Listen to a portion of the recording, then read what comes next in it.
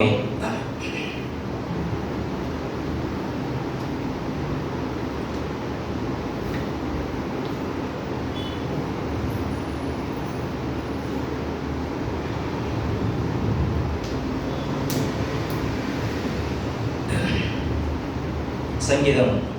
46ஆம் சங்கீதத்தை நாம் திருப்பிக் கொள்வோம். கடந்த நாட்களிலே சிந்தித்த அதே தொடர்ச்சியை இன்றைக்கும் நாம் சிந்தித்து தியானிக்கும்படியாக நாம் இருக்கிறோம். சங்கீதம் 46ஆம் சங்கீதத்தை நாம் திருப்பிக் கொள்வோம்.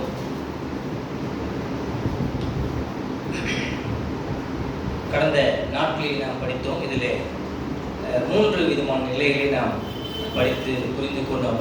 முதலாவது தேவனை பற்றி நாம் படித்தோம், கடவுளை பற்றி நாம் இதை படித்தோம், கடவுளுடைய குணாதிசயங்களை குறித்து நாம் படித்தோம். கடவுள் யார், அவர் எப்பேற்பட்டவர், அவருடைய தன்மை என்ன, அவர் எப்படி ஆளுகை செய்கிறார், அவர் எப்படி சம்பாசிக்கிறார், மக்களுக்கு தேவையாக சம்பாசிக்கிறார், தம்முடைய சித்தங்களையும் தம்முடைய விருப்பங்களையும் எப்படி அவர் பூமியிலே நிறைவேற்றுகிறார், திருச்சபையாக நிறைவேற்றுகிறார் என்பதை கடவுளை பற்றிய குணாதிசயங்களிலே நாம் கிட்டத்தட்ட ஒரு 17 வகையான காரியங்களை நாம் மேலோட்டமாக படித்து நாம் அதை புரிந்து கொண்டோம்.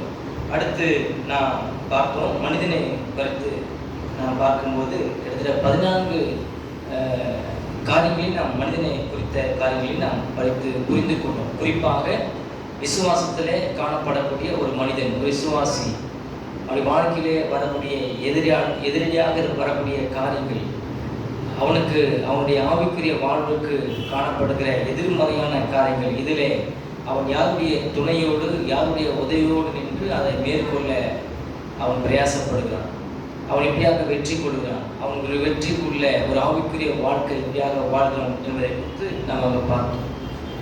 மூன்றாவதாக நாம் பார்த்தோம், பாவத்தை பற்றிய பயங்கரத்தை நாம் பார்த்தோம். பாவத்தை பற்றிய பயங்கரத்தை குறித்து நாம் பார்த்தோம். பாவம் ஒரு மனிதனை எந்த அளவுக்கு அதை தொடர்ந்து அந்த மனிதனை ஆட்கொண்டிருக்கிறது, பயம் தேவனை விட்டு தன்னை படைத்த கடவுளை விட்டு பிரித்து வைத்திருக்கிறது என்பதாகவும், பயம் அந்த மனிதனுக்குள்ளாக இருக்கும்போது அவன் தொடர்ந்து வரக்கூடிய ஒரு மனிதனாக இருந்தாலும் திருச்சபையில் பற்றிதான ஒரு புரிதல் இல்லாமல் இருக்கிறான், திருச்சபையை பற்றிதான சரியான பார்வை இல்லாமல் இருக்கிறான், திருச்சபை மீது அதிகப்படியான நம்பிக்கை இல்லாதவனாக இருக்கிறான், திருச்சபை மூலமாக கடவுள் எனக்கு உதவி செய்கிறார், உதவி செய்ய முடியும் என்பதை நம்பாத ஒரு மனிதனாக அவன் இருக்கிறான். அது மட்டுமல்ல, திருச்சபை மூலமாக கடவுள் இருக்கிறார், செயல்படுகிறார் என்பதை நம்ப மறுக்கின்ற ஒரு மனிதனாக இருக்கிறான். திருச்சபையை பற்றி குறிப்பாக கர்த்தருடைய பாதத்திலே அமர்ந்து வாழ்கிறதை விருப்பப்படாத ஒரு மனிதனாக இருக்கிறார் என்று சொல்லி நாம் பார்க்கிறோம். கடவுள் தன்னோடு இருக்கிறார் என்ற அந்த நிச்சயத்தோடு வாழாமல் அவன் சந்தேக கண்ணோட்டத்தோடு கூட அவன் வாழுகிறான் என்று சொல்லி நாம் கடைசியாக பார்த்தோம். இதுதான் குறிப்பாக நாம் சொல்லணும்.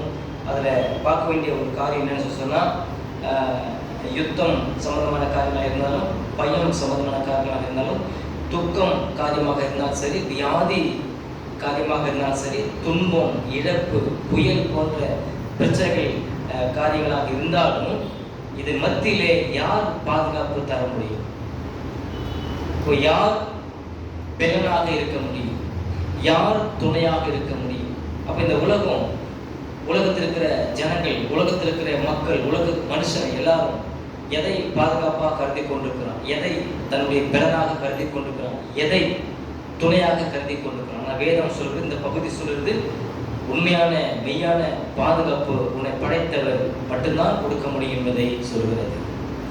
உண்மையான பெலன் ஆண்டவராக இங்கே இயேசு கிறிஸ்துவனிடத்திலே மட்டும்தான் இருக்கிறது என்பதை சொல்லிக் கொடுக்கிறது. உண்மையான துணை, உன்னுடைய நண்பன் யார் என்று சொன்னால், உன்னை படைத்த, உன்னை மீட்டுக் கொண்ட ஆண்டவர் இயேசு கிறிஸ்து என்பதை சொல்லுது. இதுதான் கடந்த நாட்களில் நாம் படித்தோம். அப்போ நாம் குறிப்பாக அதில் படித்த ஒரு காரியம் என்னன்னு சொன்னால், அப்போ பாதுகாப்பு என்பது இருக்கின்ற இடத்தில் இல்லை. அதுதான் நாம் அதில் குறிப்பாக கவனிக்க வேண்டிய ஒரு காரியம். பாதுகாப்பு என்பது இருக்கின்ற இடத்தில் இல்லை, மனித பலத்தில் இல்லை, மனித துணை இடத்தில் இல்லை. அது ஒரு நபரிடத்தில் இருக்கிறது, மறந்துடக்கூடாது. அது ஒரு நபர், அது அது ஒரு பர்சன். அவர் நபர் என்று சொன்னால் அவர் கடவுள். கடவுள் பேசுகிறவராக இருக்கிறார். கடவுள் நம் நடுவிலே வாசம் பண்ணக்கூடியவராக இருக்கிறார். மனிதனுடைய உள்ளத்திலே, மனிதனுடைய இருதயத்திலே ஆட்சி செய்கிறவராக இருக்கிறார். சொல்லப்போனால் மனிதனுடைய விசுவாசனுடைய இருதயத்திலே ஒரு ராஜாவாக அந்த மனிதனை ஆளுகை செய்கிறவராக இருக்கிறார், ஆட்சி செய்கிறவராக இருக்கிறார். கடந்த நாட்களில் நாம் படித்தோம். இந்த நாட்களில் இன்னொரு கண்ணோட்டத்தில் நம்ம அதை பார்த்தோம் என்று சொன்னால், இதுக்கான ஒரு தலைப்பு நம்ம கொடுக்கும்போது, தேவனே உண்மையான பாதுகாப்பாக இருக்கிறார். ஒரு மனிதனுடைய வாழ்க்கையிலே, ஒரு விசுவாசனுடைய வாழ்க்கையிலே கடவுள் மட்டுமே உண்மையான மெய்யான பாதுகாப்பாக இருக்க முடியும். இதுதான் அந்த பாடத்துக்கான தலைப்பு. வசனங்கள் 1 முதல் 3 முடிவுள்ள வசனங்களை நான் பார்த்தோம் அப்படின்னு சொன்னால், தேவன் நமது அடைக்கலமாக இருக்கிறார். 1 முதல் 3 வரைக்கும் உள்ள வசனங்கள் என்ன சொல்லுதுன்னா, தேவன் நமக்கு அடைக்கலமாக இருக்கிறார். 4ஆம் வசனத்திலிருந்து 7ஆம் வசனம் வரைக்கும் நான் படித்து பார்ப்போம் சொன்னால், தேவன் தமது நகரத்தின் நடுவில் இருக்கிறார். 3ஆவதாக 8ஆம் வசனத்திலிருந்து 11ஆம் வசனம் வரைக்கும் நான் படித்து பார்க்கும்போது, தேவன் சகல ஜாதிகளுக்கும் மேல் அரசாளுகிற தேவனாக இருக்கிறார். தேவன் சகல ஜாதிகளுக்கும் மேல் அரசாளுகிறவராக இருக்கிறார். இப்படி 3 பிரிவுகளாக நான் பிரித்து படிக்க முடியும். இந்த சங்கீதம் கற்றுத்தரும் ஆவிக்குரிய பாடம் என்ன அப்படின்னு சொல்லி பார்த்தீங்கன்னு சொன்னா, நாம் ஏற்கனவே சொன்னது போல, இருக்கின்ற இடத்தில் பாதுகாப்பை தேடக்கூடாது. இருக்கின்ற இடத்திலே நமக்கு பாதுகாப்பு இல்லை. மனித பலத்திலே பலனை இல்லை. மனித துணைநிலத்திலே பாதுகாப்பு இல்லை. அது ஒரு நபரிடத்திலே இருக்கிறது. அந்த நபரை குறித்து நாம் இப்போது பார்த்தோம். ஒரு விசுவாசி பயத்தோடு வாழ்க்கை வாழக்கூடாது என்பதை நாம் புரிந்து கொள்கிறோம். கர்த்தர் தன்னை படைத்தவரை தன்னோடு கூட இருக்கிறார் என்பதையும், தனக்கு அவர் பாதுகாப்பாக இருக்கிறார் என்பதையும், தனக்கு அவர் அடைக்கலமாக இருக்கிறார் என்பதையும், தனக்கு அவர் துணையாக இருக்கிறார் என்பதையும், தனக்கு அவர் ஒரு பெலனாக இருக்கிறார் என்பதையும் அறிந்து வாழும்படியாக விசுவாசியானவர் அழைக்கப்பட்டிருக்கிறார். விசுவாசனுடைய நம்பிக்கை இதுதான். அப்போ இந்த சங்கீதத்தை எழுதின ஒரு மனிதனை குறித்து நான் பார்த்து சொன்னா, அந்த மனிதன் கோராகின் புத்திரர்கள் சொல்லி நான் பார்த்தோம். இப்ப கோராகின் புத்திரர் என்பவர்களை குறித்து கடந்த நாட்களிலே, அதுக்கு முந்தின நாட்களில் படித்து புரிந்து கொண்டிருக்கிறோம்.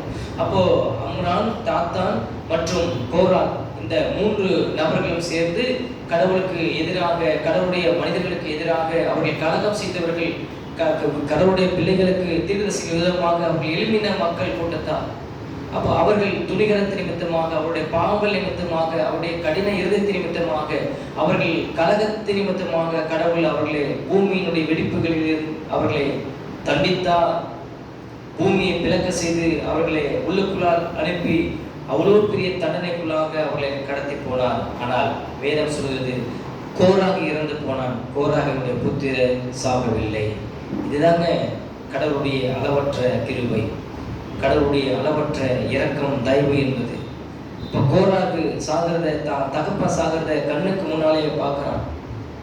ஆனால் கோராகு உயிரோடு கூட தப்பி இருக்கிறான். இது கடவுளுடைய கண்ணிலே கிடைத்த மிக மிக உன்னதமான ஒரு கிருபை. இப்போ நோவா வாழ்ந்த காலத்துல எல்லா மனிதரும் முரட்டாட்ட மனிதர்களாக இருக்கிறான். எல்லா மனிதர்களும் கீழ்ப்படியாத மனிதர்களாக இருக்கிறான். கடவுளை எதிர்க்கிற ஒரு மனிதனாக இருக்கிறான். கடவுளிடத்திலே அவன் கலகம் செய்யக்கூடிய ஒரு மனிதனாக இருக்கிறான். மனித கூட்டம். ஆனா நோவா குறித்து வேற சொல்றது, நோவாவுக்கோ கர்த்தருடைய கண்ணிலே கிருபை கிடைத்தது. அவ்வளோ கூட்டத்தார் மத்தியில கிட்டத்தட்ட அந்த நாட்களில் 20,000க்கும் மேல் ஜனங்கள் வசித்தார்கள் என்பதாக சொல்லுது இறையில் பின்னணி. அப்ப 20,000க்கு மேல் வாழ்ந்த ஜனங்கள் மத்தியிலே அவர்களுக்கெல்லாம் கிடைக்காத சிலாக்கியம் கிருபை இந்த நோவாவுக்கு ஏன் கிடைத்தது? அப்போ நோவாவுடைய சந்ததியிலே கிறிஸ்து வர வேண்டும் என்பதற்காக நோவாவுக்கு கர்த்தருடைய கண்களிலே கிருபை கிடைத்தது, தயவு கிடைத்தது. அதே போல இந்த கோராகு இறந்து போறான். கோராகுடைய புத்திரர், அவருடைய பிள்ளைகள் உயிரோடு கூட இருந்து அவர்கள் ஆலய பணிகளில் அவர்கள் ஈடுபடுகிறார்கள். கடவுளுடைய ஆராதனைகளிலே அவர்கள் ஈடுபடுகிறார்கள். எவ்வளவு பயத்தோட, எவ்வளவு நடுக்கத்தோட அவர்கள் இந்த அனுபவத்தை எழுதியிருக்கிறார். தேவன் எனக்கு அடைக்கலம் என்று சொல்லி சொல்லுகிறார். இந்த கோராகு புத்திரர் என்று சொல்லி சொல்லும்போது நான் பின் வரக்கூடிய காரியங்களை பார்க்க போறோம். கோராகு புத்திரர், அப்ப கோராகுக்கு அந்த நம்பிக்கை இல்லை, அப்பாவுக்கு அந்த நம்பிக்கை இல்லை. ஆனா அவன் பெற்ற பிள்ளைகளுக்கு கடவுள் பேரில் இந்த வேதத்தின் மேல வேதத்தில் சொல்லப்பட்ட கடவுள் பேரில் எவ்வளவு நம்பிக்கை இருக்கிறது, எவ்வளவு விசுவாசம் இருந்திருக்கு. இவன் இந்த பிள்ளைகள் கடவுளுக்காக கடவுள் மகிமைக்காக அவர்கள் வாழ்கிறார்கள். இந்த சங்கீதம் 46 சங்கீதத்துக்கான பின்னணியை நீங்க படிச்சு பார்த்தீங்கன்னு சொன்னா 2 ராஜாக்கள் 18ஆம் அதிகாரம் 19ஆம் அதிகாரத்துல இதனுடைய சம்பவம் சொல்லப்பட்டிருக்கா. 2 அதிகாரத்திலும் 37 வசனங்கள் 37 வசனங்கள் இருக்கு. இப்ப படிக்க முடியாது, வீட்டில் சேர்ந்து நீங்க படிச்சு பாருங்க. 2 ராஜாக்கள் 18ஆம் அதிகாரத்தை படிச்சு பாருங்க, 19ஆம் அதிகாரத்தை படிச்சு பார்த்தீங்கன்னு சொன்னா அதோட பின்னணி அதன் அடிப்படையில் தான் அந்த சங்கீதம் 46 சுருக்கமாக எழுதப்பட்டிருக்கு. அதாவது இங்க நீங்க பார்த்தீங்கன்னு சொன்னா அந்த பகுதிகள் அந்த அதிகாரங்கள் நமக்கு என்ன சொல்லிக் கொடுக்குது, இங்க மனித ரீதியாக நான் பார்க்கும்போது யூதாவுக்கு எந்த நம்பிக்கையும் இல்லை என்று சொல்லிக் கொடுக்கிறது. மனுஷ ரீதியாக நான் பார்ப்போம்னு சொன்னா யூதாவுக்கு நம்பிக்கை இல்லை, யூதாவுக்கு நம்பிக்கை அற்றுப்போன ஒரு சூழ்நிலை. ஆனால் இங்க நான் பார்க்கும்போது ஒரே இரவிலே கடவுள் செய்து முடித்த அற்புதங்கள் அடையாளங்கள். அப்ப அசிரிய சேனையை கர்த்தர் முறியடித்தார், அசிரிய சேனைகளை கர்த்தர் தோற்கடித்தார். ஆகவேதான் அந்த சங்கீதம் 46 அங்க அவன் சொல்லும் போது என்ன சொல்லுகிறான் பாருங்க. 8ஆம் வசனத்துல அவன் சொல்லும் போது 7ஆம் வசனத்துல சேனைகளின் கர்த்தர் நம்மோடு இருக்கிறார், யாக்கோபின் தேவன் நமக்கு உயர்ந்த அடைக்கலமானவர், பூமியிலே பாழ்கடிப்புகளை நடப்பிக்கிற கர்த்தருடைய செய்கைகளை வந்து பாருங்கள், அவர் பூமியின் கடைமுனை மற்றும் யுத்தங்களை ஓய பண்ணுகிறார், வில்லை ஒடித்து ஈட்டியை முறிக்கிறார், ரதங்களை நெருப்பினால் சுட்டெரிக்கிறார். இஸ்ரவேல் ஜனங்கள், ஓ யூதா ஜனங்களே, நீங்கள் அமர்ந்திருந்து நானே தேவன் என்று அறிந்து கொள்ளுங்கள், ஜாதிகளுக்குள்ளே உயர்ந்திருப்பேன், பூமியிலேயும் உயர்ந்திருப்பேன் என்று சொல்லுகிறார். அசிரியா சேனைகளை கர்த்தர் வதம் பண்ணுகிறார், ஒடித்து போட்டார். வில்லை அவர்கள் ஏவுவதற்கு முன்பாக, வெற்றியை காண்பதற்கு முன்பாக கடவுள் முன்னின்று அந்த ரதங்களை அழித்தார் என்பதாக பார்க்கிறோம். அதன் அடிப்படையில் தான் அவன் இந்த சங்கீதத்தை எழுதுகிறான். எவ்வளவு பெரிய ஒரு ஆச்சரியம் பாருங்க. சும்மா வாய்க்கு வந்ததுலாம் அவங்க எழுதியதில்லை, நடக்காத ஒன்றை நடந்தது போல அவன் எழுதியதில்லை, அனுபவிக்காத ஒன்றை அவன் எழுதியதில்லை. அனுபவித்ததை, நடந்ததை, வரலாற்றில் நடந்ததை, வரலாற்றிலே கடவுள் செய்த செய்கைகளை அவன் வேதத்திலிருந்து அவன் படித்து தெரிந்து கொண்டு அதை விசுவாசித்து, அந்த விசுவாசத்துக்கு அவன் கீழ்ப்படிந்து அர்ப்பணித்து இந்த சங்கீதம் 46 எழுதுகிறான். உங்களுடைய என்னுடைய ஆவிக்குரிய வாழ்க்கை, ஆவிக்குரிய பாடம் இந்த படிப்பினை சொல்லப்பட்டிருக்கு. என்னுடைய வாழ்க்கையில் அனுபவிக்காத எதையும் நான் பேசக்கூடாது, அனுபவிக்காத எதையும் நான் ஜெபத்தில் கொண்டு வரக்கூடாது, அனுபவிக்காத கடவுள் செய்யாத நன்மையை நான் செய்தது போல என்னுடைய வாழ்க்கையில் காண்பித்துக் கொள்ளக்கூடாது. ஆனால் கோராக புத்திரர் அப்படி இல்லை.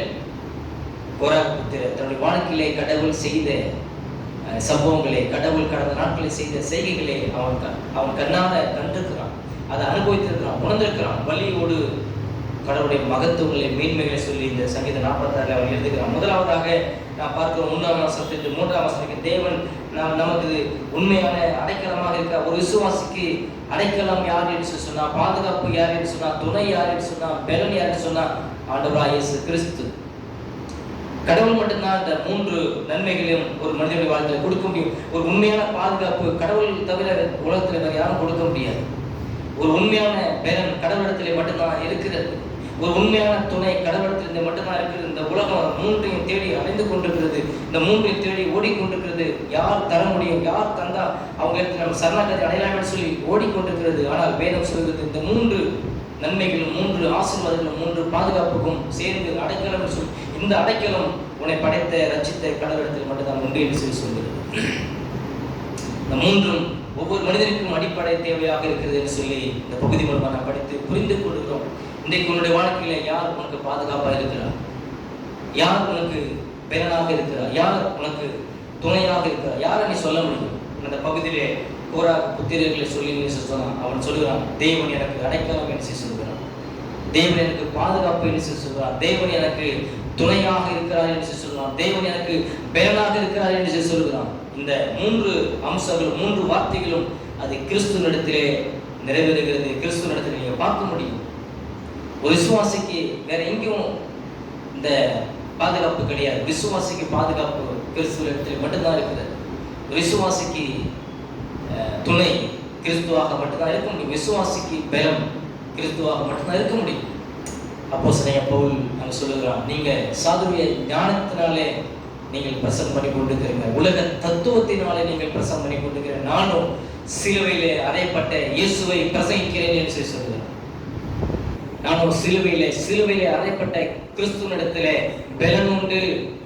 சிலுவையிலே அறையப்பட்ட இயேசுவின் இடத்திலே ரட்சிப்பு உண்டு. ரட்சிக்கப்படுகிற நமக்கு அது தேவ பலனாய் இருக்கிறது. கெட்டு போகிறவர்களுக்கு அது எப்படி இருக்குன்னு சொல்றான் அப்போஸ்தலன் பவுல். கெட்டு போகிற எப்படி இருக்கு? அது பைத்தியமா இருக்கிறது. சிலுவையை பற்றிய உபதேசம் அது கெட்டு போகிறவர்களுக்கு பைத்தியமா இருக்கிறது. ரட்சிக்கப்படுகிற நமக்கு அது தேவ பலனாக இருக்கிறது என்று சொல்றான். அப்போ ஒரு மனிதனுக்கு, விசுவாசிக்கு யார் பாதுகாப்பு என்று சொன்னால், சிலுவையிலே அறையப்பட்ட கிறிஸ்து இயேசு மூலமாக அந்த விசுவாசிக்கு பாதுகாப்பை அளிக்கிறார். யார் அந்த மனிதனுக்கு பலனாக சுவிசேஷத்தை விசுவாசித்து பின்பற்றி ஒப்பு கொடுத்து அர்ப்பணித்து வாழ்வது? அந்த விசுவாசிக்கு தேவ பலன், தேவ கிருபை, தேவ ஞானம் அளவில்லாமல் கிடைக்கிறது. ஒரு விசுவாசிக்கு யார் துணையாக இருக்க முடியும்? சிலுவையிலே அறையப்பட்ட இயேசு கிறிஸ்து துணையாக இருக்கிறார் என்பதை இந்த பகுதி மூலமாக நாம் படித்து புரிந்து கொள்கிறோம். இந்த மூன்றையும் இந்த உலகம் தராது. இந்த மூன்றையும் உலகம் தரும் என்று சொல்லி ஒரு கூட்ட மக்கள் ஓடிக்கொண்டிருக்கிறார்கள். சபையில் வரக்கூடிய மக்களும் அநேகர் இந்த மூன்றையும், இந்த கடவுளிடத்தில் இருக்குது என்று சொல்லி நம்பாமல், மீட்பர் இடத்தில் இருக்குது என்று சொல்லி நம்பாமல், இயேசுவிடத்தில் இருக்குது என்று சொல்லி நம்பாமல், அவர்கள் உலகத்திலே யாரையும் நம்பி ஓடிக்கொண்டிருக்கிறார்கள். அவர்கள் அநேகர் நினைக்கிறார்கள், அவர்கள் பணத்தால் என்னால் பெற முடியும் என்று சொல்லி நினைத்துக் கொண்டிருக்கிறார்கள். மனித பலத்தால் அதை பெற்றுக்கொள்ள முடியும் என்று சொல்லி எண்ணிக்கொண்டிருக்கிறார்கள். மனித ஞானத்தால் அதை பெற்றுக்கொள்ள முடியும் என்று சொல்லி அறிந்து கொண்டிருக்கிறார்கள். மனித முயற்சியால் அதை பெற்றுக்கொள்ள முடியும் என்று சொல்லி இருந்து கொண்டிருக்கிறார்கள். மனித தன்னுடைய அந்தஸ்தால் அடைய முடியும், பெற முடியும் என்று சொல்லி அறிந்து கொண்டிருக்கிறார்கள். மனிதன் நம்பக்கூடிய எதிலிருந்தும் பெற முடியாது என்பதை அந்த வேதம் திட்டவட்டமாக சொல்வது. மாணவர்களே, பணத்தால் பெற முடியாது. இந்த மூன்று காரியத்தையும் விலை கொடுத்து நீ வாங்க முடியாது. உன்னுடைய அந்தஸ்தால் இதை மூன்றையும் நீ விலை கொடுத்து வாங்க முடியாது. உன்னுடைய பேர் புகழான இதனை வாங்க முடியாது. இது இலவசமாக விசுவாசத்தின் அடிப்படையிலே இது கடவுள் விசுவாசி கொடுக்கிற ஒரு காரியம். உன்னுடைய வாழ்க்கையை பெற்றுக் கொண்டிருக்கிறியா?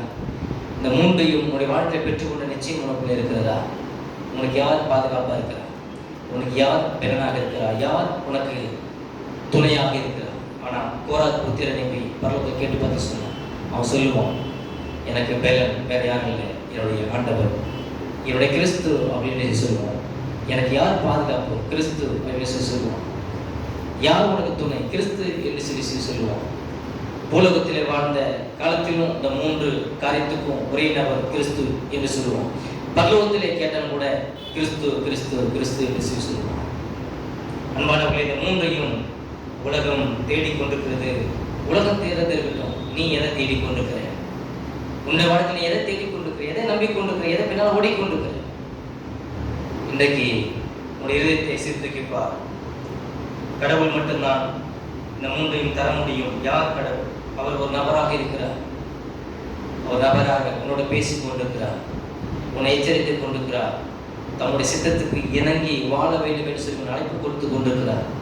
நீ யாராக இருந்தாலும் சரி, எந்த சூழ்நிலையில் இருந்தாலும் சரி, எப்படிப்பட்ட மனநிலையில் இருந்தாலும் சரி, இந்த மூன்றையும் பெறுவதற்கு வேற எங்கேயும் நீ ஓடக்கூடாது, வேற எங்கேயும் நீ போகக்கூடாது. இந்த மூன்றையும் தருவதற்கு கடவுள் இருக்கத்தை விரித்தவராக தொடர்ந்து உன்னை அழைத்துக் கொண்டே இருக்கிறார். அவனை உனக்கு அழைப்பு விடுவித்துக் கொண்டே இருக்கிறார். அவனை வேதத்திலிருந்து அழைப்பு கொடுத்து கொண்டே இருக்கிறார். இந்த கடவுள், இந்த நபர் தம்முடைய வேதத்திலே தம்மை வெளிப்படுத்தியிருக்கிறார். அவர் யார்? அவர் திருத்துவ தேவனாக இருக்கிறார் என்பதை வேதம் நமக்கு சொல்லிக் கொடுக்கிறது. அவர் தம்மை மனிதன் அறிந்து கொள்ளும் வண்ணமாக அவர் வெளிப்படுத்தியிருக்கிறார். மனிதன் விளங்கி கொள்ளாத அளவுக்கு இல்லை, மனிதன் அறிந்து கொள்ள முடியாததற்கு அவர் தன்னை வெளிப்படுத்துகிறார். மனிதன் அறிந்து கொள்வதற்கு தேவையான அத்தனை அம்சங்களும் அத்தனை ஆசீர்வாதங்களும் நம்முடைய எழுத்து நடையிலே வேதத்திலே எழுதி வைத்திருக்கிறார். உபாகமம் 29ஆம் அதிகாரம் 29ஆம் வசனத்தை நான் வாசித்து பார்த்தோம். என்று சொன்னால் மறைவானவர்கள் அனைத்தும் அது தேவனுக்குரியவர்கள் என்று சொல்லி வேதம் சொல்கிறது. மறைவானவர்கள், மறைக்கப்பட்டது அனைத்தும் நம்முடைய நன்மைக்காக, மனிதனுடைய நன்மைக்காக அதை கடவுள் மறைத்து வைத்திருக்கிறார், மறைத்து எழுதி வைத்திருக்கிறார். அதை வெளிப்படுத்த அவருக்கு விருப்பம் இல்லை. ஒன்று போதும். ஆனால் இன்னொரு வார்த்தை சொல்லுது, வெளிப்படுத்தப்பட்டவைகளோ அது மனிதனுக்குரியவர்கள் சொல்லி. வெளிப்படுத்தப்பட்டவைகள் அது மனிதனுக்குரியவைகள், மறைக்கப்பட்டவைகள் அது கடவுளுக்குரிய, தேவனுக்குரியது. எனக்கு என்ன வெளிப்படுத்தப்பட்டது? அதை நான் படிக்க வேண்டும், அதை ஆம் என்று சொல்லி ஒத்துக்கொள்ளணும், ஆமேன் என்று சொல்லி நான் ஒத்துக்கொள்ள வேண்டும்.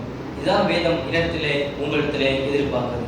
முதலாவது வசனம் 1-3 வரைக்கும் சொல்லும்போது தேவன் நமது உண்மையான அடைக்கலமாக இருக்கிறார். கடவுள் ஒரு விசுவாசிக்கு உண்மையான அடைக்கலமாக இருக்கிறார். குறிப்பாக பாதுகாப்பு, பலன், துணை, இந்த 3 ஆசீர்வாதங்களும், இந்த 3 நன்மைகளும் ஒரு விசுவாசிக்கு கடவுள் இலவசமாக தருகிறார். கிறிஸ்து இயேசு மூலமாக தருகிறார் என்பதை வேதம் திட்டவட்டமாக சொல்கிறது.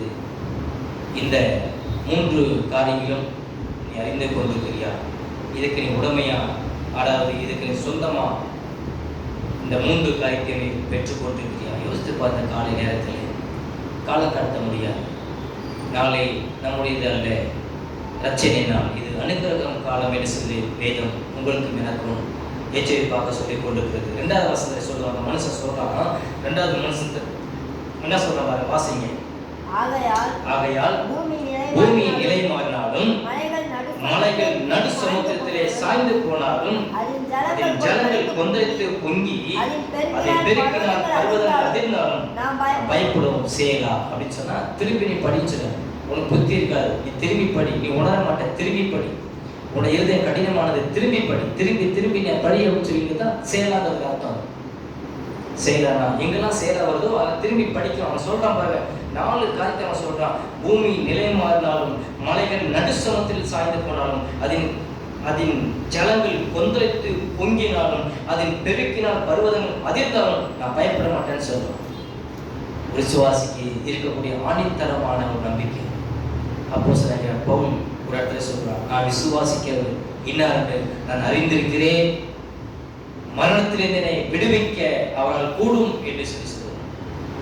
தன்னுடைய மனைவியை தவிர தன்னுடைய 10 பிள்ளைகள் அழிக்கப்பட்ட பின்பும், தன் உடைமைகள்லாம் அழிக்கப்பட்ட பின்பும், தோலும் சதயமாக இருந்து கொண்டிருக்கிற, பார்க்க பரிதாபமாக மொட்டை அடித்துக் கொண்டு சிரைத்துக் கொண்டு ஒரு அதாவது நிறுவனத்தை மாத்திரம் மூடிக்கொண்டிருக்கிற யோபு சொல்கிறான், கர்த்தரிலே அவரிலே நான் நம்பிக்கையாக இருப்பேன். அவர் என்னை கொன்று போட்டாலும் அவரில் நம்பிக்கையாக இருப்பேன். அவர் என்னை கொன்று போட்டாலும் அந்த வார்த்தை ரொம்ப முக்கியமான ஒரு வார்த்தை. அதேதான் இந்த கோராக புத்திர சொல்லும்போது, பூமி நிலை மாறினாலும், பூமியோட தன்மையே அது உரு மாறினாலும், அது நிலை மாறினாலும், அதோட தன்மையை அது மாறினாலும் நான் பயப்பட மாட்டேன். விசுவாசத்தில் சொல்லக்கூடிய ஒரு வார்த்தை. மலைகள் நடு சமுத்திரத்திலே சாய்ந்து போனாலும், இந்த வார்த்தை எப்படி அவன் பிரயோகப்படுத்திருக்கிறான். வேதத்தை படிக்கிற, நேசிக்கிற, வேதத்திலிருந்து கடவுளை பார்க்கிற, அனுபவிக்கிற ஒரு மனிதன் மட்டும்தான் இப்படிப்பட்ட வார்த்தையை பயன்படுத்த முடியும். நடு சமுத்திரத்திலே சாய்ந்து போனாலும், அதன் ஜலங்கள் கொந்தளித்து பொங்கி, அதாவது சுனாமியே வந்தாலும் கூட, இந்தோனேசியாவில இருந்து தமிழகத்துக்கு வர்றதுக்கான நேரம் 5 மணி நேரம் சொல்லுது. தானே புயல் ஏற்படுது இல்லைங்களா, 5 மணி நேரம் அவரோட வரலாறு. 5 மணி நேரத்தில் இந்தோனேசியாவில் ஆரம்பிச்சு இந்தியாவில் வந்து நம்ம இந்தியாவில் நாகப்பட்டினம் வழியாக வேளாங்கண்ணி போய் கன்னியாகுமரியில் முடிவடைக்கிறதுக்கு 5 மணி நேரம் தரமாட்டமே ஆச்சு. அதான் சொல்றேன், அதன் ஜனங்கள் கொந்தளித்து பொங்கி அதன் பெருக்கினால் பர்வதங்கள் அதிர்ந்தாலும் நான் பயப்பட மாட்டேன். சின்ன காரியத்தை கண்டு அஞ்சுகிறவன் விசுவாசி இல்லை. விசுவாசிக்குள்ளே ஆவியானவர் இருக்கிறார். கர்த்தருடைய வார்த்தை இருக்கிறது, கர்த்தருடைய வார்த்தையாகி வெளிச்சம் இருக்கிறது, அவருடைய மனக்கண்கள் திறக்கப்பட்டிருக்கிறது. கடவுள் தன்னோடு கூட இருக்கிறார் என்பதை அவன் அறிந்து உணர்ந்து வாழக்கூடிய இருக்கிறார். இதனுடைய ஆழமான அர்த்தம் என்ன அப்படின்னு சொல்லி பார்த்தீங்கன்னு சொன்னா, உலகத்தில் நாம் மலை போன்று எதெல்லாம் நம்பிக்கை கொண்டிருக்கிறோமோ, என்னை இதெல்லாம் சாதிக்கும், என்னை இதெல்லாம் தப்பு வைக்கும், என்னை இதெல்லாம் வழிநடத்தும், இதை வைத்து நான் காப்பாற்றிக் கொள்ளலாம் என்று சொல்லி நான் எதெல்லாம் மலை போன்று நான் நம்பிக்கை கொண்டிருக்கிறோமோ அவை எல்லாவற்றையும் கர்த்தர் என்னை விட்டு எடுத்து போடுவார். அதெல்லாம் அழிந்து போகலாம், அதெல்லாம் கடந்து போகலாம், அதெல்லாம் என்னை விட்டு மறைந்து போகலாம்.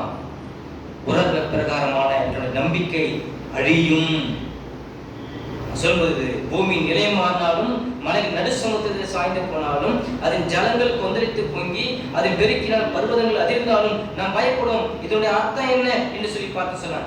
மலை போன்ற நாம் எதெல்லாம் நம்பிக்கை இருந்து கொண்டிருக்கிறதோ, உலக பிரகாரமான நம்பிக்கை அழியும்.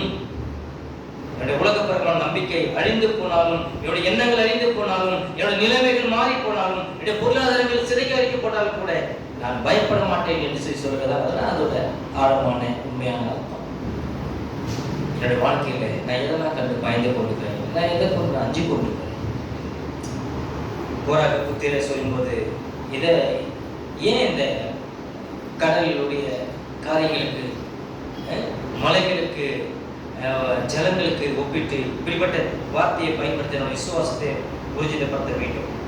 3ஆம் வசனம் சொல்லும்போது, ஜனங்கள் கொந்தளித்தாலும், ஜனங்கள் கொந்தளித்து பொங்கி அதன் பெருக்கினால் பர்வதங்கள் அதிர்ந்தாலும் நான் பயப்படுவோம். ஒருத்த மட்டும் இல்லை, கோராக புத்திர அப்படின்னு சொல்லி பன்மையில சொல்லப்படுது. ஒன்றுக்கும் மேற்பட்டவர்கள். அப்பாவுக்கு இந்த விசுவாசம் இல்லை, அப்பாவுக்கு இந்த புத்தி இல்லை, இந்த நம்பிக்கை இல்லை.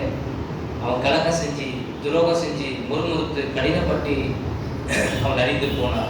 அவன் பெற்ற பிள்ளை இவ்வளவு பெரிய விசுவாசத்தை வெளிப்படுத்துகிறது. இன்றைக்கு வாழக்கூடிய நீங்கள் நான் கோராக புத்திரர்கள் எழுதின இந்த சங்கீதத்தை படிக்கும்படியாக பரிசுத்த ஆவியானவர் இன்றைக்கு உங்களையும் என்னையும் தெரிந்து கொண்டிருக்கிறார். உங்களுக்கும் எனக்கு இப்படிப்பட்ட கிருபையில கொடுத்துக்கிறான். சொல்லுகிறான், ஜனங்கள் கொந்தளித்தாலும் என்று கடவுளுடைய சீற்றத்தை குறிக்கிறது. கடவுளுடைய சீற்றத்தை, அதுதான் நம்ம சொன்ன மாதிரி தானே சுனாமி புயல், தானே புயல், எவ்வளவு பெரிய காரியங்களை கொண்டு வந்தாலும் கூட நான் பயப்பட மாட்டேன். உலக பிரகாரமான குழப்பத்தை குறிக்கிறது. அந்த வார்த்தையினுடைய பிரயோகத்தை பாருங்க. பூமி நிலை மாறினாலும், மலைகள் நடுசுமத்தை சாய்ந்து போனாலும், அதன் ஜனங்கள் கொந்தளித்து பொங்கி அதை பெருக்கினால் பர்வதங்கள் அதிர்ந்தாலும் நான் பயப்படேன் என்று சொல்லி அவன் சொல்லுவான் என்று சொன்னால், வெறும் வார்த்தையில சொல்லப்பட்ட காரியம் கிடையாது, வாய்ச்சாலம் கிடையாது. இதனுடைய அர்த்தம் என்ன தெரியுமா? உலக பிரகாரமான குழப்பத்தை குறிக்கிறது, உலக பிரகாரமான அச்சத்தை குறிக்கிறது, உலக பிரகாரமாக வரக்கூடிய தீமைகளை குறிக்கிறது, உலக பிரகாரமான கட்டுப்பாடற்ற பலனை குறிக்கிறது. எதெல்லாம் பலன், எதெல்லாம் தனக்கு பாதுகாப்பு. குடிச்சிட்டா சிலர்லாம் பேசுறது ரொம்ப ஆடம்பரம் பேசுது. அவனுக்கு மூளை 2 மூளையா போய் செயல்படணும். என்ன பேசுறான்னு அவனுக்கே தெரியாது. அசாதாரணமான ஒரு குடிச்ச மட்டும் தான் பேசுவான், குடிக்கட்டவன் பேச மாட்டான். இந்த பலன் கிடையாது. அடுத்து நாங்க பார்த்தோம் அப்படின்னு உலக பிரகாரமாக, அதாவது மருந்து மாத்திரைகள் மூலமாக உலக பிரகாரமான ஒரு சத்தான காரியங்களை எடுத்துக்கொள்வதன் மூலமாக அதனால் வரக்கூடிய பலன் கிடையாது. இது கடவுளத்திலிருந்து வரக்கூடிய பலன், கடவுளத்திலிருந்து வரக்கூடிய பாதுகாப்பு, கடவுளத்திலிருந்து வரக்கூடிய துணை என்ற அந்த விசுவாசம்.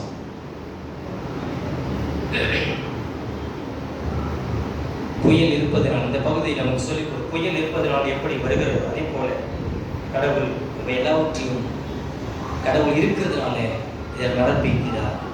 புயல் இருக்கிறது என்பதை ஒத்துக்கொள்ள இல்லையா? புயலை கடவுள் உருவாக்கினார். புயல் ஒன்று வரும், புயல் இருக்கு, அது எப்போ வரும், அது வரும். இதை நம்புறோம், படைப்பை நம்புறோம். ஆனால் கடவுளுடைய செய்கைகளை மனிதன் நம்ப மாட்டான். ஆனால் நான் நம்புறேன் என்று சொல்லி கோராக புத்திர சொல்லி சொல்றான். 1ஆம் வசனத்திலிருந்து 3ஆம் வசனம் வரைக்குமாய் நாம் இதைத்தான் படித்து புரிந்து கொள்ளுகிறோம். 2ஆவதாக நாம் பார்த்தோம் 4ஆம் வசனத்திலிருந்து 7ஆம் வசனம் வரைக்குமாய் நாம் வாசித்து பார்த்தோம் அப்படின்னு சொன்னா, ஒரு நதி உண்டு, அது நீர்க்கால்கள் தேவனுடைய நகரத்தையும் உன்னதமான வாசம் பண்ணும் பரிசுத்த ஸ்தலத்தையும் சந்தோஷிப்பிக்கும். தேவன் அதன் நடுவில் இருக்கிறார், அது அசையாது. அதிகாலையிலே தேவன் அதற்கு சகாயம் பண்ணுவார். ஜாதிகள் கொந்தளித்தது, ராஜ்யங்கள் தத்தளித்தது, அவர் தமது சத்தத்தை முழங்க பண்ணினார். பூமி உருகி போயிற்று. சேனைகள் கர்த்தர் நம்மோடு இருக்கிறார். யாக்கோபின் தேவன் நமக்கு உயர்ந்த அடைக்காலமானவர் என்று சொல்லி சொல்லுகிறான் இந்த சங்கீதக்காரன். தேவன் தமது நகரத்தின் நடுவில் இருக்கிறார். எதை காட்டுகிறது? விசுவாசி ஒவ்வொருவருக்கும் ஒரு நதி இருக்குது என்று சொன்னால் அது வேற எதுவும் இல்லை, திருச்சபை. தேவன் தமது திருச்சபையை விசுவாசிக்கு பாதுகாப்பாக கொடுத்திருக்கிறார், அரணாக கொடுத்திருக்கிறார், பலனாக, கோட்டையாக, துருகமாக, நம்பிக்கையாக விசுவாசிக்கு சபையை கடவுள் கொடுத்திருக்கிறார். எஸ்லேம்ல நதி கிடையாது, ஒரு நதி கிடையாது. இந்த இடத்துல அவன் சொல்லும்போது அது உருவாக சொல்ல பயன்படுத்தி சொல்றாங்க. ஒரு நதி உண்டு, தேவனுடைய நகரத்தையும் உன்னதமான ஒரு வாசமும் பரிசுத்த ஸ்தலத்தையும் சந்தோஷிப்பிக்கும். இந்த நதி என்று சொல்லக்கூடிய ஒரு வார்த்தை அது எதை குறிக்குன்னு சொன்னா ஒரு உருவக சொல்ல பயன்படுத்துகிறார். ஒரு உருவக சொல், ஒரு உருவக சொல்லே சொல்லி இந்த இடத்துல தன்னுடைய விசுவாசத்தை தன்னோட நம்பிக்கையை அவன் ஊர்ஜிதப்படுத்துகிறான், அதை வெளிப்படுத்துகிறான். கோராகி புத்திரர்கள் தனக்கு ஒரு நதி உண்டு. அதாவது ஒவ்வொரு விசுவாசிக்கும் திருச்சபையை கர்த்தர் ஏற்படுத்தி வைத்திருக்கிறார். திருச்சபையை மனிதன் கண்டுபிடிச்சது கிடையாது, அதை கடவுள் கண்டுபிடிச்சது. கடவுளுடைய பிள்ளைகள் கூட்டமாய் கூடி ஆராதிக்கும்படியாக, தொழுது கொள்ளும்படியாக, பணிந்து கொள்ளும்படியாக, தன்னுடைய சித்தத்தை அறிந்து கொள்ளும்படியாக, தன்னுடைய விருப்பத்தை அறிந்து கொள்ளும்படியாக, மனிதனுடைய இருதயத்திலே சந்தோஷமும் மகிழ்ச்சியும் வந்தடையும்படியாக கடவுள் ஏற்படுத்தி வைத்தது திருச்சபை. அந்த திருச்சபையை கடவுள் தம்முடைய சுய ரத்தத்தினாலே அதை விலை கொடுத்து வாங்கியிருக்கிறார். தம்முடைய குமாரன் இயேசு கிறிஸ்துவ மூலமாக அதை சுய ரத்தத்தை கொண்டு அதை மீட்டெடுத்திருக்கிறார், அதை விலை கொடுத்து வாங்கியிருக்கிறார். அதிலே விசுவாசி பங்கடைந்து இவ்வளவு பெரிய நம்பிக்கையும் இவ்வளவு பெரிய தைரியத்தையும் ஆறுதலையும் அவன் பெற்று அனுபவிக்க வேண்டும் என்பதற்காக திருச்சபையை மனிதனுடைய கையில கொடுத்துக்கிறார், விசுவாசியுடைய கையில கொடுத்துக்கிறார். இப்படிப்பட்ட விசுவாசத்தை உங்கள் வாழ்க்கையில வெளிப்படுத்த முடியுமா? கோராக வெளிப்படுத்துறது போல எனக்கு ஒரு நதி உண்டு, எனக்கு ஒரு பாதுகாப்பு உண்டு, எனக்கு ஒரு அடைக்கலம் உண்டு, எனக்கு பலன் உண்டு, எனக்கு ஒரு துணை உண்டு. அது திருச்சபை. திருச்சபை என்று சொல்லி புதிய ஏற்பாட்டிலே அண்ணாலை குறிச்சு நம்ம பார்க்கிறோம். அண்ணாலை போய் கேட்டீங்கன்னு சொன்னா எனக்கு பாதுகாப்பு திருச்சபை என்ற மனநிலையோடு கூட வாழ்ந்தான். ரெண்டாவது, எனக்கு பலன் யாருமா? உனக்கு 84 வயசு ஆயிடுச்சு, உனக்கு யாருமா பலன்? எனக்கு கர்த்தர் பலன், எனக்கு மீட்பர் பலன் அப்படின்னு சொல்லி வாழ்ந்துருந்தான். உனக்கு யாருமா துணை? எனக்கு கர்த்தர் துணை, இயேசு கிறிஸ்து துணை. சபையிலே 3 ஆசீர்வாதம் நன்மைகள் கிடைக்குது. வேற எதுக்கு நான் போகணும்? வேற எங்கே நான் போயிட்டு அலையணும்? வேற எதுக்கு நான் போய் வேற இடத்த தேடணும்? எனக்கு 3 திருச்சபையில் எனக்கு கிடைக்கிறது என்று சொல்லி அண்ணால் வாழ்ந்தது போல புதிய ஏற்பாடு அண்ணாலும் சரி, பழைய ஏற்பாட்டு அண்ணாலும் சரி, இந்த 3 ஆசீர்வாதம் திருச்சபை மூலமாக அறிந்து நம்பி பெற்றுக்கொண்டு அவள் வாழ்ந்தாள். எவ்வளவு பெரிய ஒரு ஆச்சரியம்! ஒரு 3 வசனத்துல புதிய ஏற்பாட்டுடைய அண்ணாலை வேதம் சொல்லி கனப்படுத்திருக்கிறது, கௌரவப்படுத்திருக்கிறது. பழைய ஏற்பாட்டுடைய அண்ணா கூட 1ஆம் அதிகாரம் 2ஆம் அதிகாரம் கூட வாசிக்க முடியும். ஆனால் புதிய ஏற்பாட்டு அண்ணா 3 வசனம் தான். எவ்வளவு பெரிய ஒரு உண்மையை வேதம் எழுதி வைத்திருக்கிறது அன்பானவர்களே. அப்போ ஒரு நதி உண்டு என்று சொன்னா அது திருச்சபை குறிக்கக்கூடிய ஒரு உருவக சொல்லாக இந்த இடத்துல பயன்படுத்தப்பட்டிருக்கிறது. திருச்சபை மனிதன் கண்டுபிடித்தது கிடையாது, அது தேவனை கண்டுபிடித்தது. அது உலக தோட்டத்துக்கு முன்பு கிறிஸ்து இயேசுக்குள் யாரெல்லாம் இந்த திருச்சபைக்குள்ளாக இருப்பார்கள், யாரெல்லாம் திருச்சபைக்கு கடந்து வருவார்கள், யாரெல்லாம் திருச்சபைக்காக அவர்கள் அவளோடு கூட காத்து வாழ்வார்கள் என்பதை கடவுள் அறிந்தவராக திருச்சபையை நம்முடைய கைகளிலே கரங்களிலே கொடுத்துக்கிறார். இந்த நம்பிக்கை எனக்கு இருக்கிற அந்த காலை நேரத்தில் திருச்சபைக்கு நான் எதுக்கு வரேன்? என்னோட சுய திருப்திக்காக நான் சபைக்கு வரணும், அல்லது கடவுள் என்னோடு பேசணும், என்னோடு கூட சம்பாதிக்கணும், என்னோடு கூட அவர் இடைப்படணும், என்னை அவர் ஆசீர்வதிக்கணும், திருச்சபையிலேருந்து தான் எனக்கு சகாயம் செய்கிறார், திருச்சபையிலேருந்து தான் நன்மையை செய்கிறார், திருச்சபையிலேருந்து தான் அவர் எனக்கான ஆவிக்குரிய நன்மைகளே போசாக்களே வழங்கி கொண்டிருக்கிறார். இந்த நன்மைக்காக நான் திருச்சபைக்கு போறேன். இந்த பார்வையோடு இந்த புரிதலோடு நான் வந்து கொண்டிருக்கிறேன். எந்த நம்பிக்கையோடு நான் வந்து கொண்டிருக்கிறேன் திருச்சபைக்கு? கோராக புத்திரே எந்த நம்பிக்கையோடு கூட ஆலய பணியில அவர் ஈடுபட்டாங்க. சாகர வரைக்கும் ஆலயத்திலே ஆலயம் தான் கதி, ஆலயம் தான் கடைசி வரைக்கும் என்பதை அறிந்தவர்களாக உணர்ந்தவர்களாக அவர் வாழ்ந்தார்கள் என்று சொல்லி வேதம் நமக்கு திட்டவட்டமாக சொல்லுவார்களே. இந்த காலை நேரத்திலே உங்களுடைய நம்பிக்கை, என்னுடைய நம்பிக்கை இதுவாகத்தான் இருக்கும் என்று சொல்லி சங்கீதம் 46 கற்றுத் தருகிறது. எருசலேமில் நதி இல்லை, ஆனால் ஒரு அடையாள மொழியாக அடையாள சொல்லாக சொல்கிறான். திருச்சபையில என்ன இருக்கிறது? என்ன அவன் பார்த்தான்? என்னத்தை அவன் கண்டான்? தேவனுடைய கிருபையை அவன் பார்க்கிறான். அவன் சொல்லும்போது 4ஆம் வசனத்துல ஒரு நதி உண்டு, அது நீர்க்காலத்தில் தேவனுடைய நகரத்தையும் உன்னதமான வாசவனும் பரிசுத்த ஸ்தலத்தையும் சந்தோஷிப்பிக்கும். தேவன் அது நடுவில் இருக்கிறார், அது அசையாது. அதிகாலையிலே தேவன் அதற்கு சகாயம் பண்ணுவார். ஜாதிகள் கொந்தளித்தது, ராஜ்யங்கள் தத்தளித்தது, அவர் தமது சத்தத்தை முழங்கப்படினார். பூமி உருகி போயிற்று. சேனைகள் கர்த்தர் நம்மோடு இருக்கிறார். யாக்கோபின் தேவன் நமக்கு உயர்ந்த அடைக்கலமாய் இருக்கிறார் என்று சொல்லி முடிக்கிறார். திருச்சபையிலே கடவுளுடைய கிருபையை அவன் பார்க்கிறான். திருச்சபையிலே கடவுளுடைய சமாதானத்தை அவன் பார்க்கிறான். கடவுளுடைய ஆளுகையை அவன் பார்க்கிறான். கடவுளுடைய சித்தத்தை அவன் பார்க்கிறான். கடவுளுடைய வழி நடத்துதலை அவன் பார்க்கிறான். அது மட்டும் இல்ல, பரிசுத்த ஆவியுடைய பிரசன்னத்தை அவன் சபையிலே பார்க்கிறான். எவ்வளவு பெரிய ஒரு பாக்கியம், எவ்வளவு பெரிய ஒரு உண்மையை திருச்சபை விசுவாசி சொல்லிவிடுமா? நீ எதை பார்க்குற? நீங்க எதை பார்க்குறீங்க? சபைக்கு வரும்போது எதை பார்க்குறீங்க? போராட புத்திர கடவுளுடைய கிருபையை பார்க்குறான், சபையில் கர்த்தருடைய பிரசன்னத்தை பார்க்குறான், கர்த்தருடைய சமாதானத்தை பார்க்குறான். நீ வேதம் படிக்காத வரைக்கும் இந்த மூன்றையும் பார்க்க முடியாது. வேதத்தை படித்து அதுக்கு அர்ப்பணிக்காத வரைக்கும் இந்த மூன்றையும் பார்க்க முடியாது. நீ கேட்டு போகிற ஒரு செய்தியாளராக தான் என்ன கொடுக்குற. எனக்கு ஒரு குறி கேட்குற மாதிரி, ஒரு ஒரு ஜோசியம் கேட்குற மாதிரி, கடவுளை என்ன பேசுவார், இன்னைக்கு என்ன சொல்லுவார் அப்படின்னு சொல்லி குறி கேட்குற மாதிரி போகிறதுன்னா ஒரு நாளும் இந்த 3 ஆசீர்வாதங்கள் உங்களோட வாழ்க்கையில் சாதனைக்கு நீ பார்க்க முடியாது. நீ எனக்காக நான் எப்போ நான் கடவுளை நான் படித்து கொள்கிறேன், கடவுளை நான் அறிந்து கொள்கிறேன், அந்த பாரத்தோட அந்த தாக்கத்தோட அந்த இயக்கத்தோட எப்போ ஆசை நான் பைபிள் படிக்கணும், அதை நான் ஒப்பு கொடுக்குறேன். அப்போதாங்க நான் சபைக்கு வரும்போது கர்த்தருடைய கிருபையை நான் பார்க்க முடியும், அவர் தரக்கூடிய சமாதானத்தை நான் பார்க்க முடியும், அவர் தரக்கூடிய பிரசன்னத்தை நான் பார்க்க முடியும். இந்த 3ம் சபையிலே கடவுள் எனக்கு கொடுத்திருக்கிறார். கடவுள் எனக்கு கொடுத்திருக்கிறார். உன்னுடைய நிலை நீ ஆராய்ந்து அந்த காலை நேரத்தினுடைய நிலைப்பாடு என்னவா இருக்குது, உன்னுடைய விசுவாசம் என்னவா இருக்கிறது, உன்னுடைய சபைக்கு வருகிற உன்னுடைய வருகை என்னவாக இருக்கிறது, எதற்காக நீ சபைக்கு வந்து கொண்டிருக்கிறது, உன்னுடைய பிரச்சனை என்ன, உன்னுடைய தேவை என்ன, உன்னுடைய காரியங்கள் என்ன. இதுன்னு சங்கீதம் 46 கூட ஒப்பிட்டு பாரு. 5ஆம் வசனத்திலே சொல்லுகிறான், தேவன் அதை நடுவில் இருக்கிறார். எங்க 2 பேராவது 3 பேராவது என் நாமத்தினால் எங்கே கூடுகிறார்களோ அங்கே அவர் நடுவிலே நான் இருக்கிறேன், நான் வாசம் பண்ணுகிறேன். கடவுள் வார்த்தை எவ்வளோ ஒரு அப்பட்டமா ஒரு உண்மையை முன்வைக்கிறது. அன்பானவர்களே, தேவன் அது நடுவில் இருக்கிறார். நகரம் பாதுகாப்பாக இருப்பதற்கு தான் நீங்கள் 2 ராஜாக்கள் 18-19 அதிகாரம் அதோட பின்னணியை படித்து தான் நீங்கள் புரிஞ்சுக்க முடியும். அப்போ ஒரு நகரம் பாதுகாப்பாக இருப்பதற்கு, ஒரு வீடு பாதுகாப்பாக இருப்பதற்கு, ஒரு தேசம் பாதுகாப்பாக இருக்கிறதுக்கு, ஒரு குடும்பம் பாதுகாப்பாக இருப்பதற்கு தலைவர்கள் இல்லை, ராஜாக்கள் இல்லை, காவலாளர்கள் இல்லை, மதில்கள் இல்லை. அதாவது ஒரு நகரத்தை எதிரி வீழ்த்தாதபடி பெரிய மதில், ஒரு 6 பேர் சேர்ந்து அணைச்சாலும் கூட அதை அணைக்க முடியாது. அவ்வளோ பெரிய மதிலை சுவரை கட்டி எழுப்பியிருப்பாருங்க.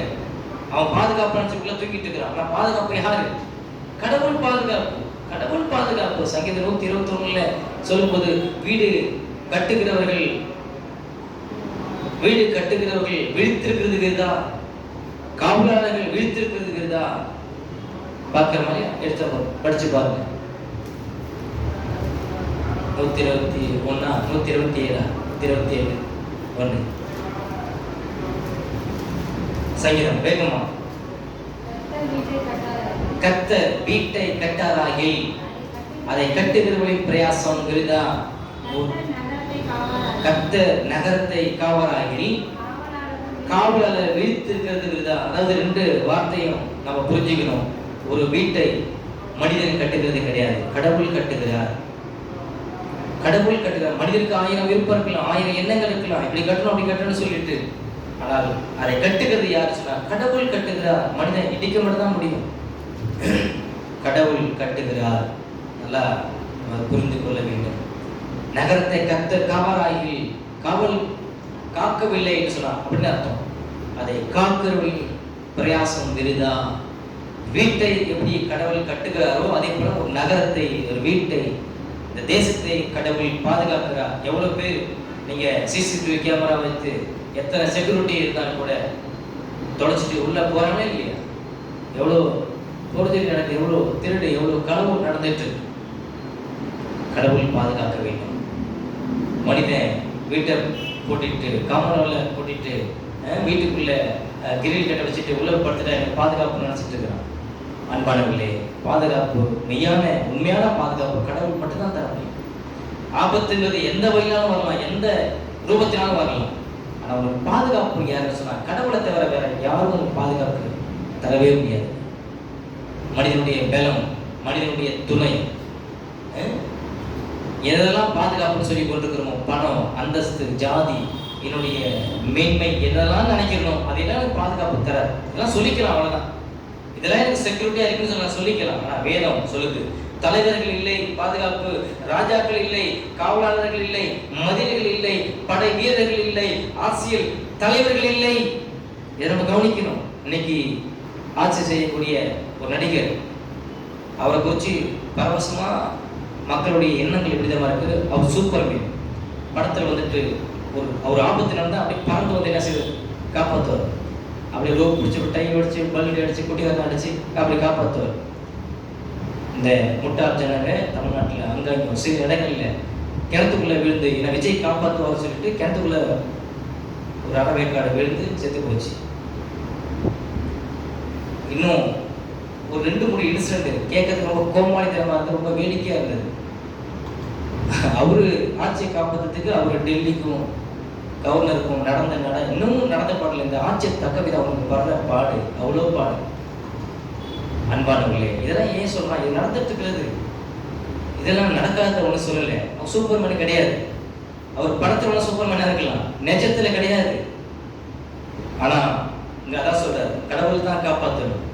ராஜாக்கள் காப்பாற்ற முடியாது, அரசியல் தலைவர்கள் காப்பாற்ற முடியாது.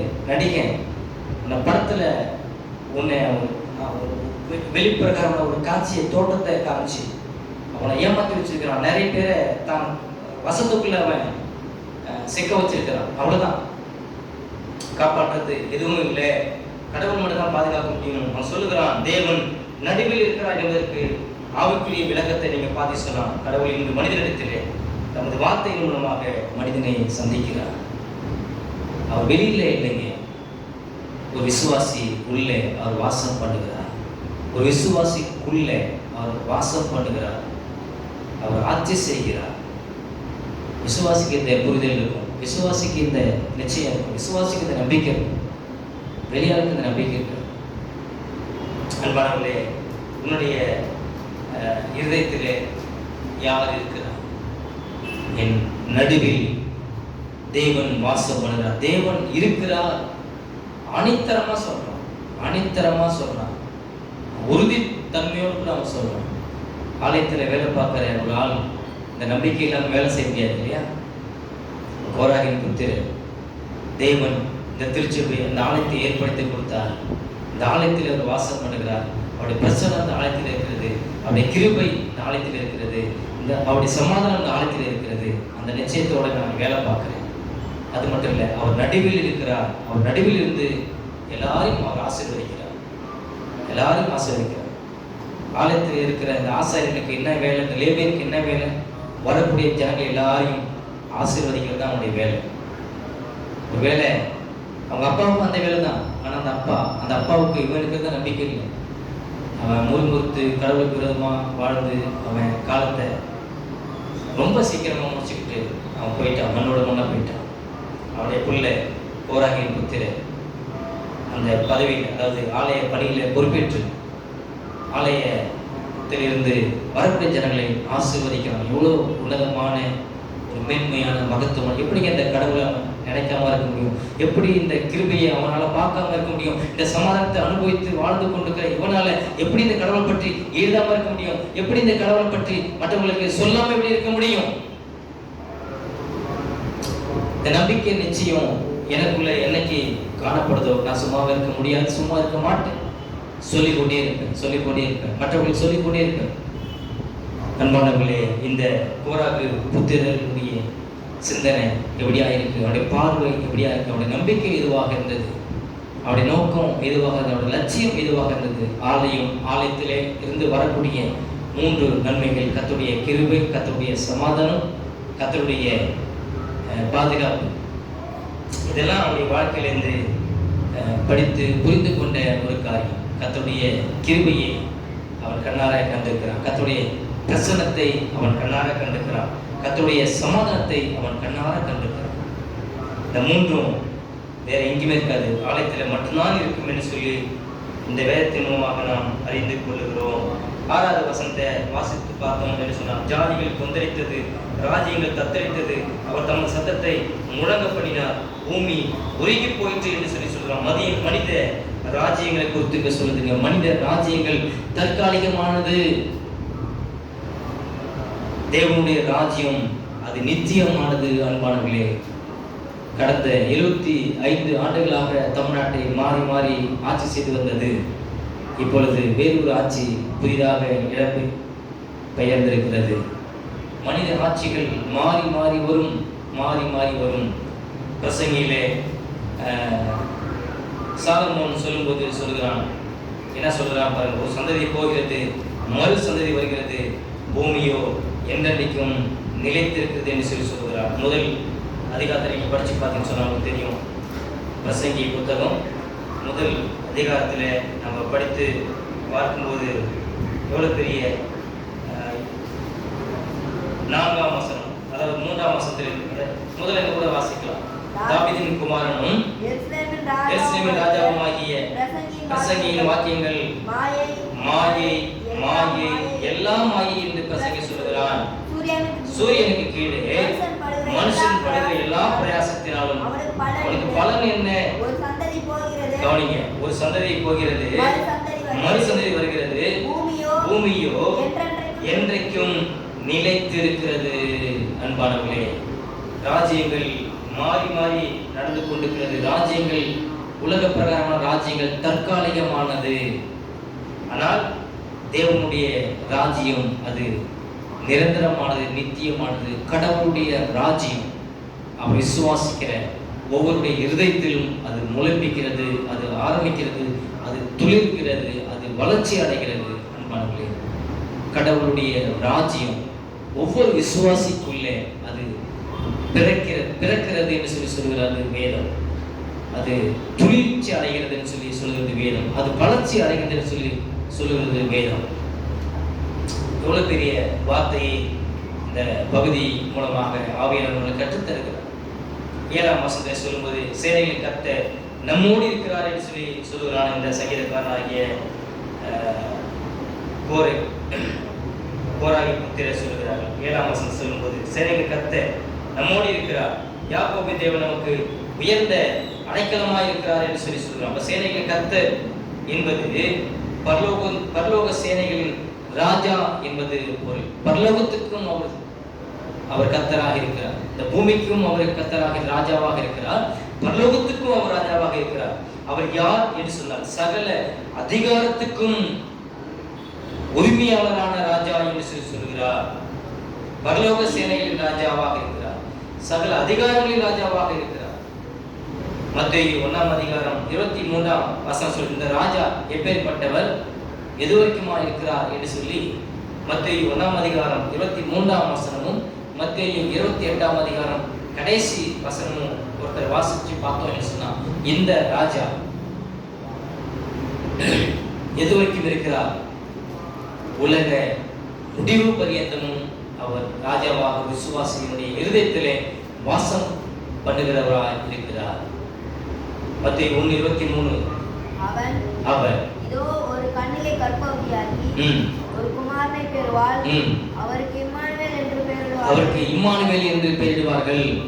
இம்மானுவேல் என்பதற்கு தேவன் நம்மோடு இருக்கிறார் என்று அர்த்தமா? அன்பானவர்களே, இந்த உலக ராஜ்யங்கள், ராஜாக்கள் ஒரு காலத்திலே வருவார்கள், ஒரு காலத்திலே அவர்கள் மறந்து விடுவார்கள். ஆனால் இந்த ராஜாவாகிய இம்மானுவேலோ ஒவ்வொரு விசுவாச இருதயத்திலே அவர் நிரந்தரமாக நித்தியமாக வாசம் பண்ணுகிறவராக இருக்கிறார். ஒரு விசுவாசியோடு கூட இருக்கிறவராக இருக்கிறார், நடுவில் இருக்கிறார் என்று சொன்னா, ஆலயத்திலே சொல்லும்போது நடுவில் இருக்கிறார் என்று சொல்லி புரி வைக்கிறது வேதம். ஆனால் விசுவாசியுடைய தனிப்பட்ட வாழ்க்கையிலே பார்க்கும்போது ஒவ்வொருடைய விசுவாசியுடைய உள்ளத்திலும் அவர் இருக்கிறார் என்று சொல்றார். எது வரைக்கும்? உலகத்தின் முடிவு வரைக்கும். அதே மத்தேயு 28ஆம் அதிகாரம் கடைசி வசனத்தை வாசித்து பார்த்து சொன்னா, உலகத்தின் முடிவு பரியந்தம் சகல நாட்களிலும் நான் உங்களுடனே கூட இருக்கிறேன் என்றார். ஆமென் என்று சொல்லி இந்த வார்த்தை முடிவடைகிறது. அன்பானவர்களே, இந்த இம்மானுவேல் ராஜா ஒரு விசுவாசிக்குள்ள உலகத்தின் முடிவு வரைக்குமாய் இருக்கிறார். சேனைகளின் கர்த்தர் நம்மோடு இருக்கிறார், யாக்கோபின் தேவன் நம்மோடு இருக்கிறார் என்று சொல்லி சொன்னார் இல்லைங்களா? அவர் வேற யாரும் இல்லை, அவர் பரலோகத்துல இருக்கிற சேனைகளுக்கெல்லாம் ராஜா, இந்த பூமியில் இருக்கிற குடிகளுக்கெல்லாம் ராஜா, சகல அதிகாரிகளுக்கெல்லாம் ராஜா, ராஜாதி ராஜா. அப்பேற்பட்டவர் இம்மானுவேல் தான் இந்த பூமியிலே வந்திருக்கிறார். எனக்காக, உங்களுக்காக சிலுவையிலே தம்முடைய தியாகத்தை செய்து முடித்திருக்கிறார். அந்த ராஜா உலகத்தின் முடிவு பரியந்தம் எனக்காக உங்களுக்காக இந்த உலகத்திலே ஆட்சி செய்கிறவராகவும் பரிந்து பேசுகிறதாகவும் இருக்கிறார். வேதம் எவ்வளவு பெரிய ஒரு உண்மையை சொல்கிறது. மறுபடியுமாக 1-3 வரைக்கும் உள்ள வசனங்கள் நமக்கு என்ன கற்றுத்தருகிறது? புயல் இருப்பது எப்படி உண்மையானதோ, கடவுள் இருப்பதினாலே இந்த சத்தியம் உண்மையானது என்பதை நாம் ஒப்புக்கொள்கிறோம். தேவனே உண்மையான பாதுகாப்பாக இருக்கிறார் என்பதை சொல்லித் தருகிறது 3 வரைக்கும் உள்ள வசனங்கள். தேவனே ஒரு மனிதனுக்கு விசுவாசிக்கு பலனாக இருக்கிறார் என்பதை சொல்லித் தருகிறது. தேவனே ஒரு மனிதனுக்கு துணையாக இருக்கிறார் என்பதை சொல்லித் தருகிறது. இந்த 3 குணாதிசயங்களும் 3 நன்மைகளும் 3 ஆசீர்வாதங்களும் ஆண்டவராகிய இயேசு கிறிஸ்துவினிடத்திலே நீங்கள் பார்க்க முடியும். இந்த காலை நேரத்திலே இந்த நிச்சயத்தை நான் பெற்றுக்கொண்டிருக்கிறேன்னா, இங்கே உட்கார்ந்திருக்கிற சிறு பிள்ளைகள், உட்கார்ந்திருக்கிற ஒரு சிலராகிய நீங்கள் பெற்றுக்கொண்டிருக்கிறீர்களா? இந்த 3ஆம் வசனம் வைக்குமாய் உங்களிடத்தில் பேசுகிறது, எதிர்பார்க்கிறது இதுதான், வேற ஒன்றும் இல்லை. 7ஆம் வசனம் வைக்குமாய் நான் பார்த்தோம் என்று சொன்னான். ஒவ்வொரு மனிதனிடத்திலும் கடவுள் வாசம் பண்ணுகிறார். ஒவ்வொரு மனிதனுடைய இல்லத்திலும் அவர் வாசம் பண்ணுகிறார் என்ற உண்மையை சொல்லுகிறது. நாம் பார்க்கிற மனித ராஜ்யங்கள், மனித ரீதியாக இந்த நாட்டை தேசத்தை ஆளக்கூடிய தலைவர்கள் தற்காலிகமானவர்கள், அழிந்து போகக்கூடியவர்கள். ஆனால் இம்மானுவேலராகிய சேனைகளின் கர்த்தராகிய நம்முடைய ராஜா விசுவாசி எப்பொழுதும் இந்த உலக முடிவு வரைக்கும் நித்தியமாக தலைமுறையாக அவர் இருக்கக்கூடியவர் என்பதை வேதம் சொல்கிறது. அப்போ மனித ராஜ்யங்கள் தற்காலிகமானது, தேவனுடைய ராஜ்யமானது அது நித்தியமானது. உலக ராஜா மாறி மாறி ஆட்சி செய்கிறார். இந்த இம்மானுவேல் ராஜா எப்போதுமே நம்மோடு இருக்கிறார், உங்களோடு இருக்கிறார், உன்னோடு இருக்கிறார். ஏற்கனவே பார்த்துக்கொள்ள தேவன் அருகில் இருக்கிறார், நடுவில் இருக்கிறார், எனக்குள் இருக்கிறார். இந்த நிச்சயத்தை பெற்றுக்கொண்ட நிச்சயம் இருக்குமானால் அதை தொடர்ந்து நீங்கள் முன்னேறிக்கணும். இது நிச்சயம் இல்லை, அந்த நம்பிக்கை எனக்கு இல்லை அப்படின்னு சொன்னால் இப்போ இந்த வாய்ப்பை நீங்கள் நழுவ விடவே விடாது. நழுவ பெற்ற வேண்டாம். இந்த வாய்ப்பு திரும்பி வருமானு சொல்லி தெரியாது, அடுத்த வாரம் உயிரோடு இருப்பான்னு சொல்லி தெரியாது. இப்பொழுதே இந்த நேரத்திலே நான் பெற்றுக்கொள்ள வேண்டும் என்பதை இந்த வேதம் இந்த 46ஆம் சங்கீதம் 7ஆம் வசனம் வரைக்கும் இன்னத்தில் எதிர்பார்க்க கதை சித்தமானால் 8ஆம் வசனத்திலிருந்து மீதி உள்ள வசனத்தை அடுத்த வாரம் சிந்திக்கலாம். கத்ததாமே இந்த சிந்தனை எனக்கு உங்களுக்கும் ஆசீர்வாதம் தருவதாக நாம மையப்படுவதாக. ஆமென்.